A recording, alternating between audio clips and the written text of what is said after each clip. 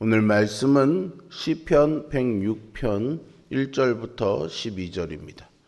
시편 106편 1절부터 12절입니다. 할렐루야. 여호와께 감사하라. 그는 선하시며 그 인자하심이 영원하미로다. 누가 능히 여호와의 권능을 다 말하며 주께서 받으실 찬양을 다 선포하랴. 정의를 지키는 자들과 항상 공의를 행하는 자는 복이 있도다.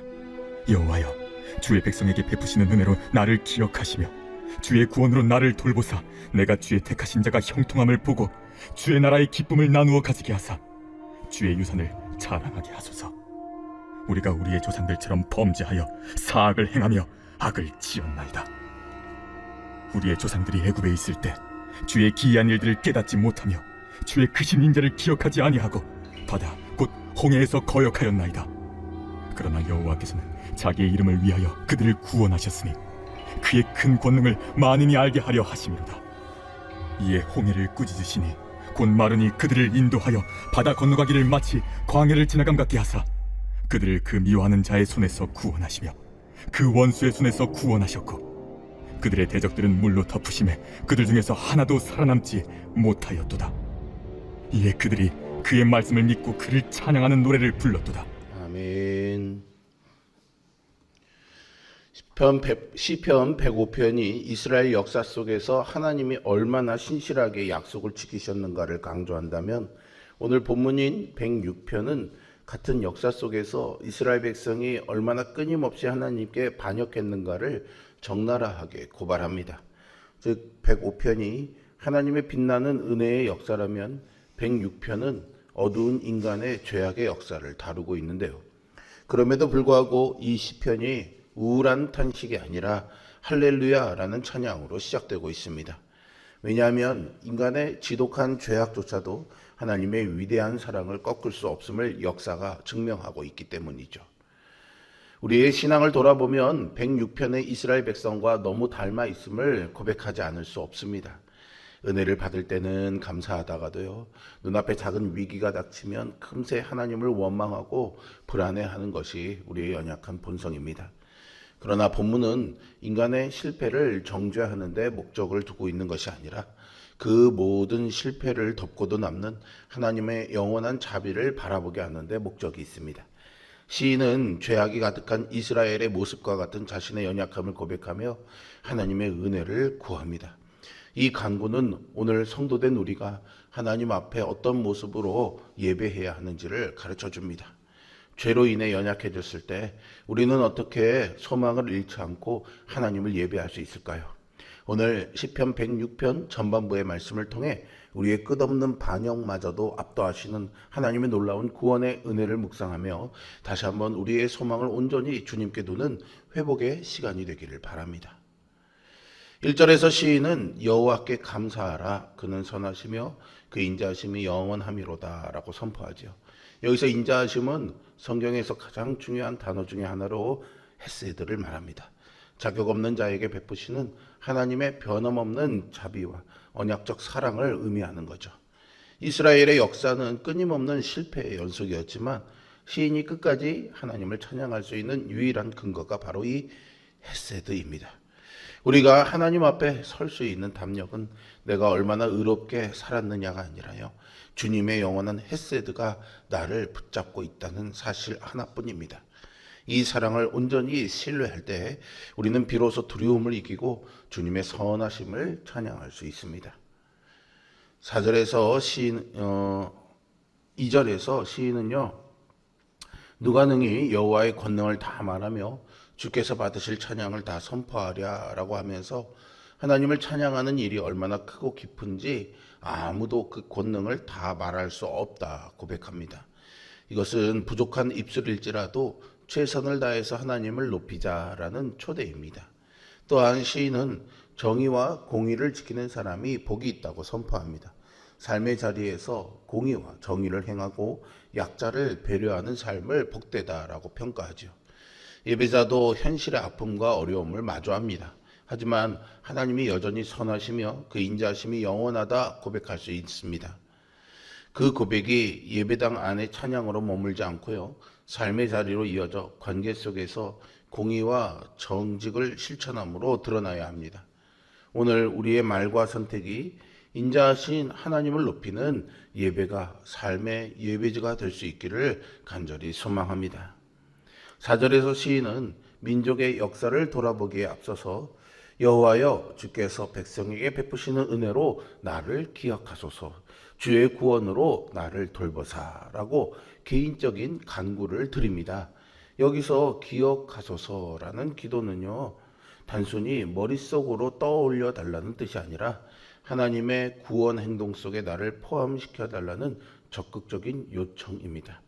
그런데 그의 기도의 초점은 단지 자신의 안위와 번영에 머물지 않습니다. 하나님이 택하신 자들에게 베푸시는 선하심을 함께 보고 주의 나라가 누리는 기쁨에 동참하길 원하죠. 5절의 고백처럼 주의 택하신 자가 누리는 기쁨과 즐거움에 동참하는 것은 인간의 열심으로 얻어지는 것이 아니라 하나님의 주권적 긍휼에 달려있기 때문입니다. 또한 하나님이 허락하신 유산을 누리는 영광을 공동체와 나누고 싶어 합니다. 다시 말해 그는 혼자만 잘되기를 구하지 않고요. 하나님의 백성 전체 가운데 임하는 구원과 회복의 기쁨 속에 자기 자신도 포함되기를 간절히 소망하고 있습니다. 우리의 기도는 어떻습니까? 분주한 삶과 해결되지 않는 문제들에 사로잡혀서 우리의 기도가 나와 우리 집의 울타리를 넘지 못할 때가 얼마나 많은지 모릅니다. 그러나 예배자는 자신만이 아니라 공동체를 위해 기도하는 사람입니다. 우리 공동체가 하나님의 선하심을 그 통치를 경험할 수 있도록 기도하는 예배자가 되기를 소망합니다. 은혜를 간구한 시인은 이제 6절에서요. 역사의 어두운 이면을 대면하면서 뼈아픈 회개의 자리로 나아갑니다. 우리가 우리의 조상들처럼 범죄하여 사악을 행하며 악을 지었나이다 라고 고백하면서요.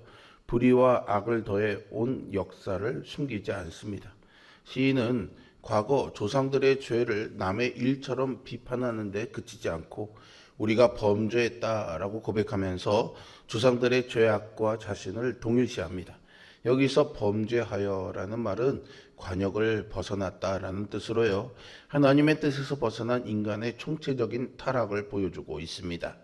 이스라엘의 가장 큰 죄악이 무엇일까요?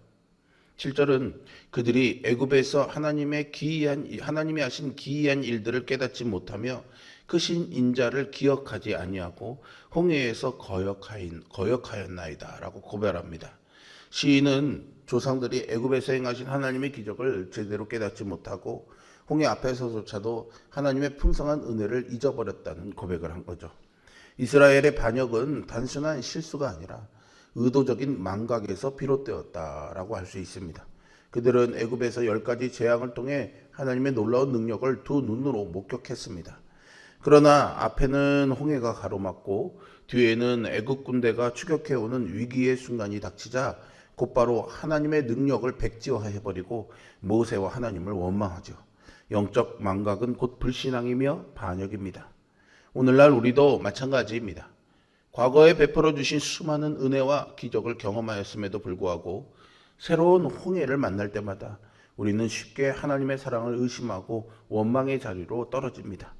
시인은 우리의 이런 영적 건망증과 반역의 본성을 정직하게 고백하며 철저한 회개만이 구원의 시작임을 가르쳐줍니다. 홍해 앞에서 이렇게 철저히 반역했던 이스라엘을 하나님이 어떻게 대하셨습니까? 공의대로라면 그들을 홍해의 물속에 잠기게 하거나 애굽의 군대의 칼에 멸망하게 해야 마땅했습니다. 그러나 8절은요, 놀라운 반전을 선포하죠. 그러나 여호와께서 자기 이름을 위하여 그들을 구원하셨으니.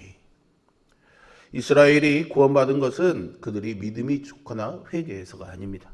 오직 하나님의 거룩한 이름과 명예, 그리고 그분의 크신 권능을 만민에게 알리기 위한 주권적 은혜였던 거죠. 9절에서 하나님이 홍해를 꾸짖으시니 바다가 곧 마르고 백성들이 깊은 바다를 광야처럼 안전하게 건넜습니다. 이 놀라운 기적을 경험하고 원수들이 물에 덮이는 것을 본 후에야 12절은 이에 그들이 그의 말씀을 믿고 그를 찬양하는 노래를 불렀도다 라고 기록합니다. 이 12절이 이스라엘의 연약한 믿음을 그대로 보여준다고 할 수 있습니다. 그들은 위기 앞에서는 믿지 못하다가 상황이 다 해결되고 구원을 눈으로 직접 확인한 후에야 비로소 믿고 찬양했습니다. 참으로 부족하고 조건적인 신앙이죠. 하지만 하나님은 이 얄팍한 믿음조차도 내치지 않으시고 당신의 이름을 위하여 그들을 구원하셨습니다. 우리가 구원받은 것도 내 믿음의 완전함 때문이 아니라 나를 포기하지 않으시는 하나님의 신실한 헤세드요 그분의 이름 때문임을 기억해야 하겠습니다. 위기가 다 끝난 후에야 부르는 뒤늦은 찬양이 아니라 홍해 앞에서도 주님의 구원을 확신하며 선제적으로 믿음의 찬양을 올려드리는 것이 성숙한 신자의 모습입니다. 이 12절의 고백은 옛 이스라엘뿐만이 아니라 우리에게 있는 완고함을 비추는 말씀이기도 하죠. 우리는 문제 앞에서 하나님을 원망하고 기도 응답을 받으면 잠시 감사하다가 곧 옛 습관과 불신으로 되돌아가곤 합니다.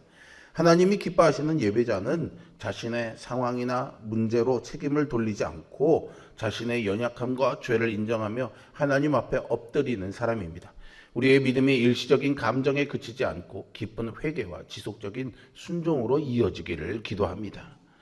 오늘 시편 106편의 역사는 우리의 뼈아픈 자화상이자 동시에 가장 영광스러운 복음의 메시지입니다. 우리는 하나님의 베푸신 은혜를 너무 쉽게 잊고 흔들리는 연약한 사람들입니다. 위기를 만날 때마다 홍해 앞에 이스라엘 백성들처럼 너무 쉽게 하나님의 은혜를 잊어버리고 원망하는 자들이죠. 상황의 지배를 받으며 눈에 보이는 증거가 있어야 겨우 믿음을 고백하는 연약한 존재들입니다. 만약 우리의 구원이 우리의 순종이나 믿음에 달려 있다면 우리는 단 하루도 하나님 앞에 온전히 설 수 없을 것입니다. 그러나 복음은 놀랍게도 우리의 반역보다 하나님의 은혜가 훨씬 더 크다라고 선언하죠. 우리의 연약함에도 불구하고 하나님이 다시 우리를 일으켜 주시고 구원의 길로 인도하십니다. 하나님은 우리의 어떠함이 아니라 오직 당신의 영광스러운 이름과 영원한 사랑을 인하여서 우리를 구원하셨습니다. 홍해를 꾸짖으신 그 권능의 말씀이 오늘 우리 앞을 가로막고 있는 절망의 바다를 꾸짖으시고 마른 땅으로 바꾸실 것을 믿습니다. 우리의 끝없는 실패와 망각 속에서도 절대로 우리를 포기하지 않으시는 십자가의 헤세드를 굳게 붙드십시오. 죄를 용서하시고 은혜 베푸시는 하나님 앞에 정직하게 서는 성도가 되시기를 바랍니다.